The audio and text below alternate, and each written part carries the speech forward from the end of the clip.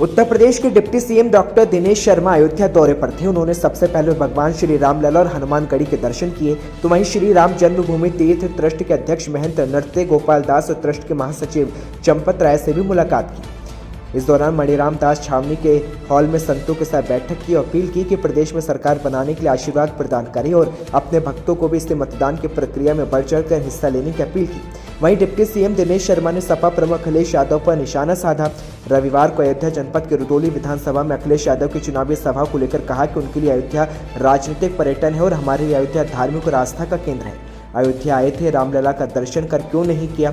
वहीं रामलला इस नाते दर्शन नहीं किया क्योंकि उनको सांप्रदायिकता का आरोप ना लग जाए। हम लोग मानने वाले हैं कि यहाँ का साधु समाज, व्यापारी, छात्र, नौजवान, गरीब, किसान सबके लिए काम करना बीजेपी की पहली प्राथमिकता है। इसके साथ ही अयोध्या नगरी अंतर्राष्ट्रीय नगरी बनेगी और यहाँ के व्यापारी, यहाँ के प्रसाद वाले, यहाँ के पुरोहित और यहाँ के साधु संत जीवन की व्यवस्था करने से अच्छी हो सके, यही बीजेपी का उद्देश्य है। खबर मुरादाबाद से है, जहां हाथरस के भाजपा युवा मोर्चा के जिला महामंत्री की मौत पर प्रांशु जोशी हिंदू समाज पार्टी युवा मोर्चा के राष्ट्रीय अध्यक्ष का बयान भी सामने आया। चलिए सुनाते हैं उन्होंने क्या कुछ कहा। जी, आपका शुभ नाम?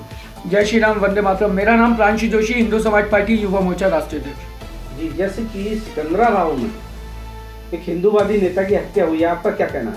ये नई बात नहीं है। हिंदूवादी सरकार होने के बाद जहाँ जहाँ पे हिंदुओं की हत्या हो रही है, जैसे कृष्णा यादव एक कट्टरवादी हिंदूवादी भाई था हमारा, हमने अपने एक योद्धा को खोया, वो भी लगातार हिंदुत्व की बात करता था। ऐसे ही कर्नाटक में बजरंग दल का एक कार्यकर्ता था जो हिंदुत्व की बात कर रहा है, उसकी हत्या हो रही है। कमलेश तिवारी जी की हत्या हो गई, कृष्णा यादव जी की हो गई, गुजरात में हो गई। क्या चल रहा है? सिर्फ हिंदूवादी बात बोलना, हिंदुत्व के लिए काम करने वालों की हत्या करने, तो इससे बढ़िया तो लगता है कि इनकी मंशा है, जो दूसरे लोगों की मंशा है कि हिंदू धर्म परिवर्तन करके हमें भी चोला दूसरे धर्म का पहन लेना चाहिए, तभी हम जी सकते हैं, अन्यथा हम भी मर जाएंगे। हिंदुत्व के लिए ये परिभाषा चल रही है। तो मैं खोल के कह देना चाहता हूं कि हमारी ऐसी सरकारें होना बेकार है हिंदूवादी, जो हिंदूवादी शेरों को खत्म कर रही हैं। ठीक है, हमें गैरों से डर नहीं है, हमें अपनों से डर है कि हमारे अपने ही सुरक्षा नहीं कर पा रहे हिंदूवादी शेरों की, तो कौन और करेगा? क्या इसमें सरकार ने कोई इंटरफेयर करना चाहिए था? अरे बिल्कुल क्लियर है, आत्महत्या नहीं है, यह हत्या की गई है, सारा क्लियर है। उसके बाद आप आत्महत्या कह रहे हो। जो हिंदूवादी काम कर रहा है हिंदुत्व के लिए, परिभाषा के लिए, सारे देश में प्रचार कर रहे हैं हिंदुत्व के लिए, उसकी हत्या हो जाती है। धिक्कार है ऐसी सरकारों पे जो हिंदूवादी बात कहती हैं। कांग्रेस तिवारी जी की हत्या को कितने साल हो चुके? आज 2-3 साल हो गए। क्या इंसाफ मिल पाया? इंसाफ क्या मिल पाया? जो वादे किए गए थे वो वादे तक झूठे किए हुए हैं, अभी तक उनका कोई वादा भी पूरा नहीं हुआ है और उन लोगों को वहां पे इलाहाबाद में कोर्ट में ट्रांसफर कर दिया केस। जाहिर सी बात है, वहां पे बिरयानी खिलाई जा रही है उनको लखनऊ में, ये तो कंडीशन है।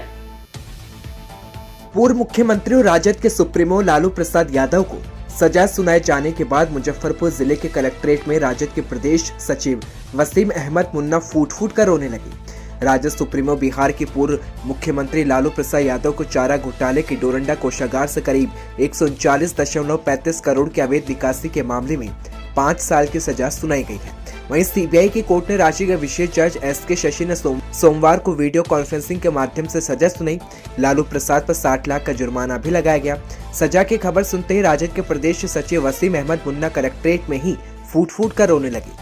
रोते हुए वसीम अहमद मुन्ना ने बताया कि लालू यादव गरीबों के मसीहा है, गुदरी के लाल है और निचली अदालत ने उन्हें सजा सुनाई है और न्यायालय पर भरोसा है। लालू प्रसाद यादव को न्याय जरूर मिलेगा।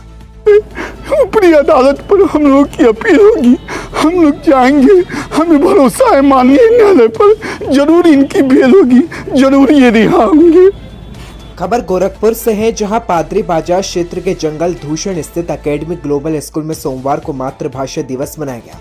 इस मौके पर विद्यालय की प्रातःकालीन सभा हिंदी में आयोजित की गई, जहां बच्चों के द्वारा प्रार्थना, प्रतिज्ञा, प्रेरक प्रसंग और हिंदी कविता भी प्रस्तुत की गई।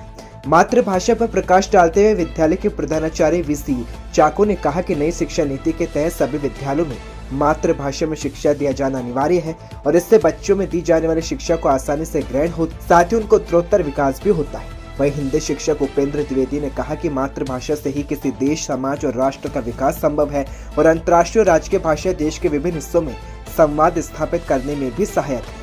वहीं यूनेस्को के द्वारा 1999 में 21 फरवरी को अंतर्राष्ट्रीय मातृभाषा दिवस के रूप में मनाए जाने की घोषणा की थी और इस मौके पर डॉक्टर अर्चना पांडे ने कहा कि बिना मातृभाषा के एक छात्र के रूप में उसका विकास संभव नहीं है। चुनाव को लेकर जनपद में कार्यक्रमों का सिलसिला जारी है। जनसंपर्क भ्रमण और बैठक में प्रत्याशी क्षेत्र में कार्य कर रहे हैं और जिले के कपिलवस्तु विधानसभा से बसपा प्रत्याशी कन्हैया प्रसाद कन्नौजिया ने पिछड़ा वर्ग लोगों के साथ एक सम्मेलन का आयोजन किया।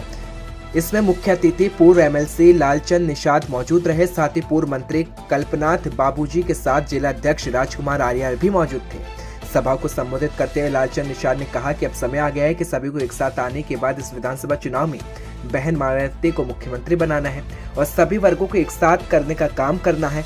वहीं आपको बता दें, इस मौके पर ये भी बोला गया कि 3 तारीख को बसपा के प्रत्याशी कन्हैया कन्नौजिया को अपना आशीर्वाद देकर विधानसभा में भेजने का काम करे ताकि कपिलवस्तु की जनता को आज इसी बदहाली से मुक्ति मिल सके। और कन्हैया कन्नौजिया ने कहा कि कपिलवस्तु का विकास मेरी पहली प्राथमिकता है। खबर उन्नाव से है, जहां सोशल मीडिया पर एक वीडियो वायरल हो रहा है जिसमें आप देख सकते हैं कि सपा कार्यालय में नाबालिग बच्चे लंच बॉक्स तैयार करते नजर आ रहे हैं, जबकि सदर विधानसभा से अभिनव शिक्षा की प्रेरणा देते हैं, शिक्षा के नाम पर वोट मांगने का काम करते हैं, लेकिन अपने ही कार्यालय में नाबालिग बच्चे समाजवादी पार्टी के कार्यालय में बच्चे लंच पैक कर रहे हैं। शायद उन बच्चों का भविष्य सपा नेता डॉक्टर अभिनव को भी नहीं दिखाई दे रहा, और दिखाई भी कैसे दे क्योंकि उनका परिवार तो शिक्षित है। उन्होंने अपने इंटरव्यू में कहा कि मेरा परिवार बहुत शिक्षित है और मैं भी उन्नाव में शिक्षा सबको देना चाहता हूँ, लेकिन कहीं ना कहीं सपा नेताजी को अपने ही कार्यालय में कुछ दिखाई नहीं दे रहा। सिर्फ मुद्दे बहुत से हैं, अमल करने वाला कोई नहीं। वहीं तंज कसने की बात करें, सपा नेता लगातार भाजपा के पंकज गुप्ता पर वाणी का लगातार प्रहार कर रहे हैं, पर आप देख सकते हैं कि एक तरफ समाजवादी पार्टी के राष्ट्रीय अध्यक्ष अखिलेश यादव जहां युवाओं की बात करते हैं तो वहीं बच्चों को पढ़ाने की बात करते हैं, तो वहीं दूसरी ओर उनके ही पार्टी के 165 सदर विधानसभा प्रत्याशी अभिनव कुमार दीपक के चुनाव कार्यालय में छोटे बच्चों से काम करवाते दिखे। यहाँ पे लाके बसाए जाएंगे जिसकी वजह से यहाँ के ग्रामीण लोगों को रोजगार मिलेगा, वहाँ पे काम कर पाएंगे, उसकी वजह से हम अपना घर चला पाएंगे। यही सब मुद्दे हैं। तभी हम चाहते हैं कि आने वाले 2022 के चुनाव में जनता समाजवादी पार्टी को वोट दे ताकि विकास की साइकिल दोबारा उत्तर प्रदेश में चल पाए।